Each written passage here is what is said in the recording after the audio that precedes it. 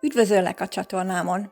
Ezúttal olyan kekszeket szeretnék ajánlani, ami vendégvárónak és ajándéknak egyaránt kitűnő. Egy alaptésztából pár járulékos anyag hozzáadásával 9 különböző kekszet lehet készíteni. Ízre nagyon-nagyon finomak, meg sem tudom mondani, hogy melyik belőle a kedvencem.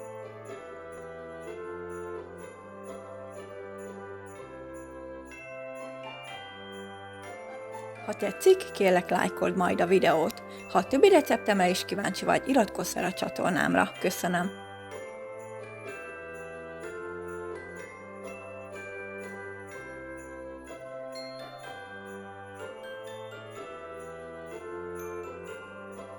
...225 g vajat, 140 g porcukorral alaposan összekevertem.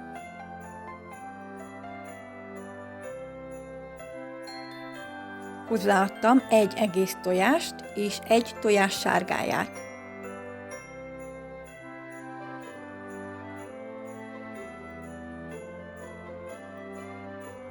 Utána ment még bele egy negyed teáskanál só, és több részletben adagoltam hozzá 370 g lisztet.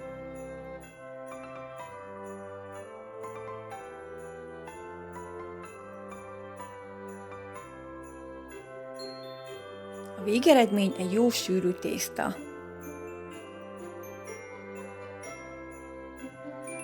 Ebből kimértem 100 g-ot, amit beletettem egy habzsákba.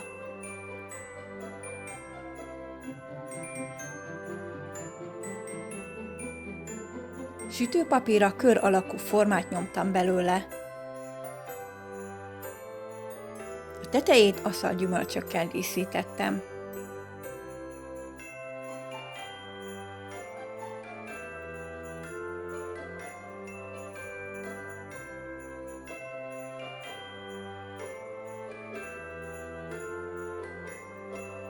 Újabb 100 g tésztát mértem ki, amit 2 sütőpapír közt kinyújtottam, majd kiszaggattam a videón látható módon.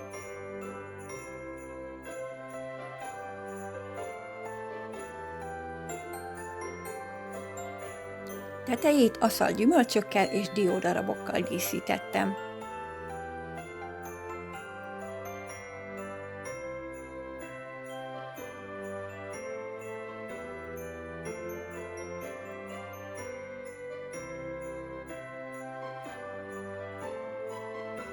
Újabb 100 g tésztát mértem ki, amihez 35 g durvára darált diót adtam.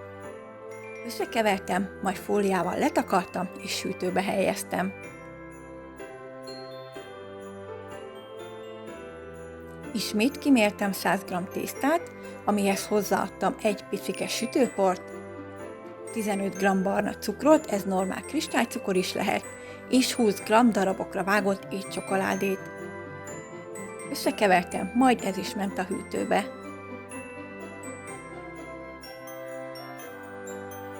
Ezután 200 g tésztát mértem ki az alapból, hozzáadtam 25 g lisztet, egy teáskanál mézes kalács fűszerkeveréket és 40 g mézet.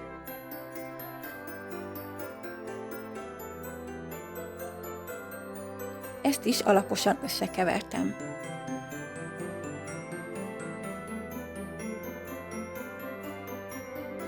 Majd ebből a mézes tésztából mértem ki 100 g-ot, amihez 15 g barna cukrot és egy kicsi sütőport kevertem.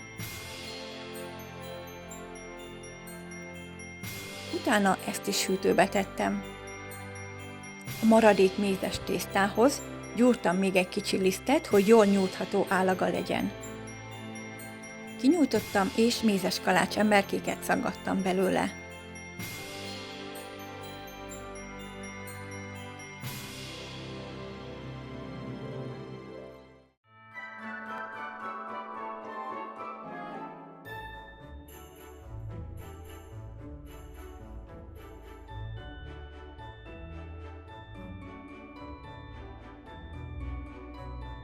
A maradék alaptésztához hozzákevertem egy evőkanál kakaóport.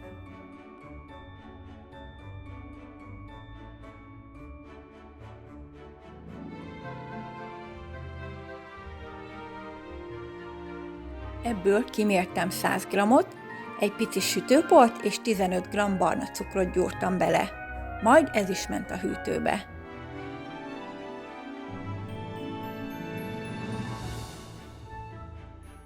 A maradék kakaós tésztát kinyújtottam, és köröket szaggattam belőle. A felének kilyukasztottam a közepét is. Végül pedig összegyűjtöttem a szaggatásból fennmaradó tésztákat.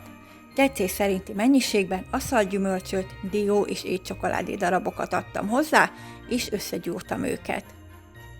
Nem kell nagyon összegyúrni, márványosan maradjon meg benne a háromféle tészta. Ebből egy hosszú téglalapot formáztam, amit a fagyasztóba tettem dermedni. Ezután elővettem a hűtőből az elsőként elkészített diós tésztát. 15 g-os golyókat formáztam belőle, amit sütőpapíros tepsire helyeztem. Ugyanígy jártam el a csoki darabos tésztával is.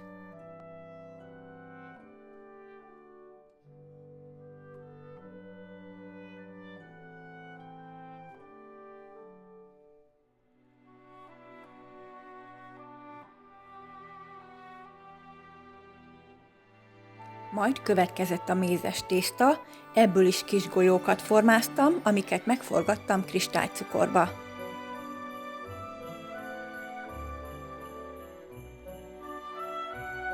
Megformáztam a kakaós tésztát is, ezt pedig porcukorban forgattam meg.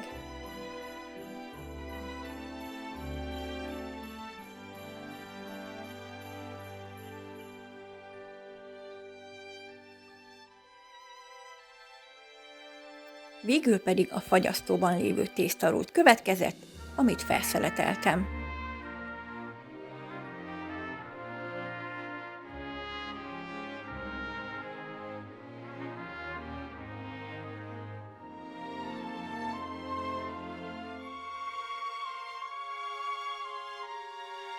Időközben már bekapcsoltam a sütőt és bemelegítettem 175 fokra, majd egymás után kisütöttem az összes kekszet. A sütési idő 6 és 15 perc között volt.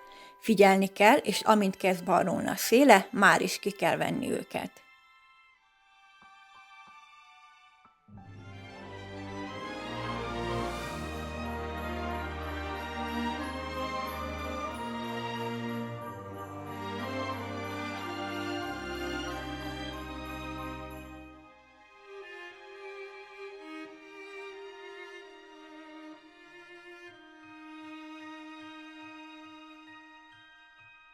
A kekszeket tetszés szerint lehet díszíteni még tovább, én ezt nem vittem túlzásba, a mézes kekszek felét belemártottam étcsokoládéba, és aszalt vörösáfonyát és diót szórtam a csokis részére.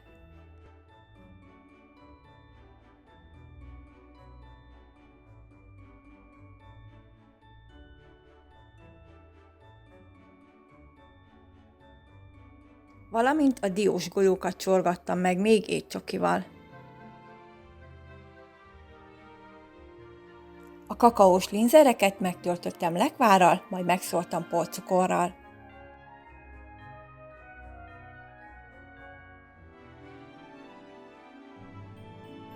Ezzel el is készült a 9 különböző keksz, mutatósak és nagyon finomak, akár ajándékként is lehet adni őket.